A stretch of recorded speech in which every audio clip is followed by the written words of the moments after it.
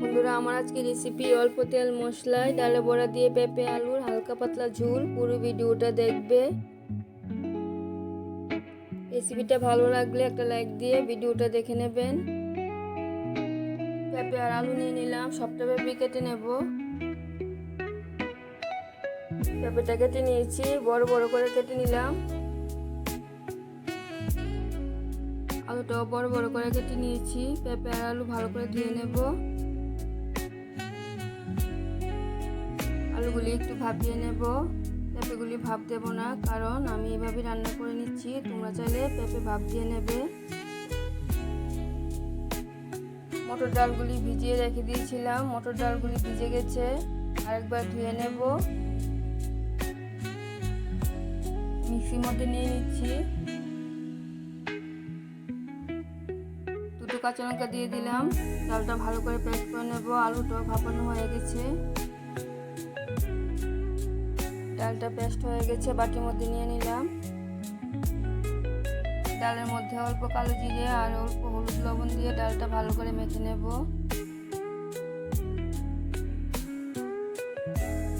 ভালো করে ডালটা মেখে নিয়েছি। কড়াইটা বসিয়ে দিয়েছি। কড়াইয়ের মধ্যে সরিষার তেল দিয়ে দিলাম।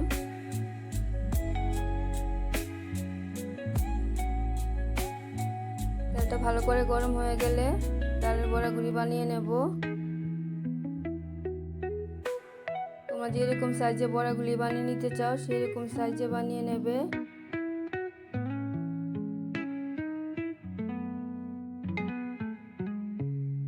বড়াগুলি হালকা হাতে উল্টে দিচ্ছি।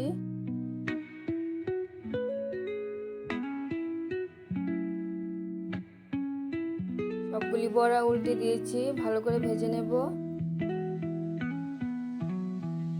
বড়াগুলি ভাজা হয়ে গেছে, তুলে নেব। বড়া ভাজা তেলটার মধ্যে আরেকটু সরিষার তেল দিয়ে দিলাম। ফোড়নে দেওয়ার জন্য নিয়ে নিলাম 5 ফোড়ন, তেজপাতা, শুকনো লঙ্কা, এলাচ, দারচিনি। তেলটা গরম হয়ে গেছে, ফোড়নগুলি দিয়ে দিলাম। ফোড়নগুলি ভাজা হয়ে যখন খুব সুন্দর মিষ্টি গন্ধ বেরোবে, আলুটা দিয়ে দেব।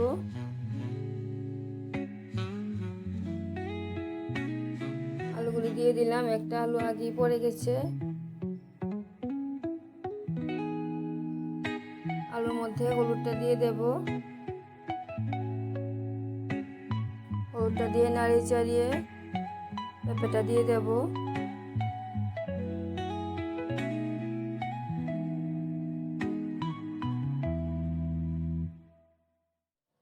পেঁপেগুলি দিয়ে দিলাম। পেঁপে আর আলু ভালো করে ভেজে নেব।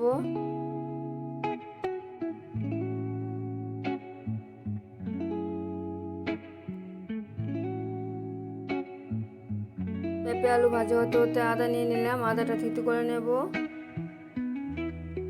থেতু করে রাখা আদাটা দিয়ে দিলাম। পেঁপে আলুর সাথে ভেজে নেব।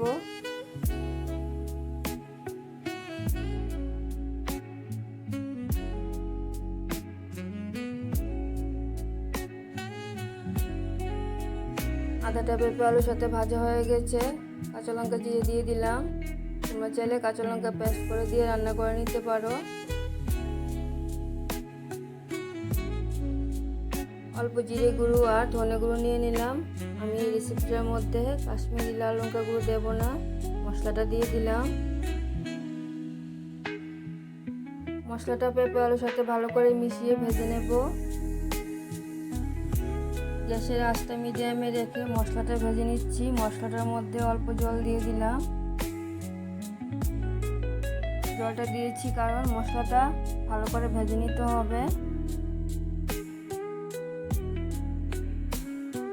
পেঁপের মধ্যে হলুদটা দেওয়া হয়নি, হলুদটা দিয়ে দিলাম।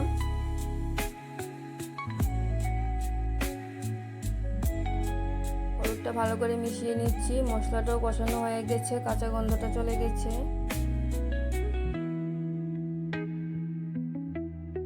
ডালটা পেস্ট করার পরে মিক্সির মধ্যে ডালটা লেগে রয়েছিল, মিক্সিটা ধুয়ে ডালের জলটাও দিয়ে দিলাম।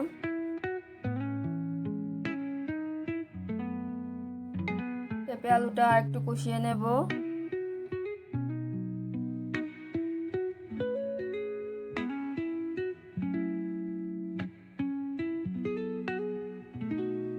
পেঁপে আলুর মধ্যে লবণটা দিয়ে দিলাম।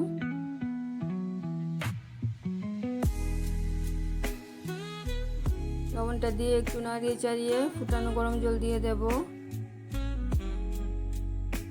গরমের দিনে একদম স্বাস্থ্যকর রেসিপি।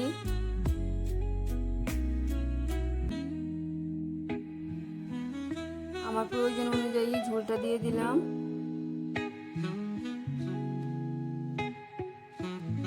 ঝোলের মধ্যে লবণটা দিয়ে দিলাম।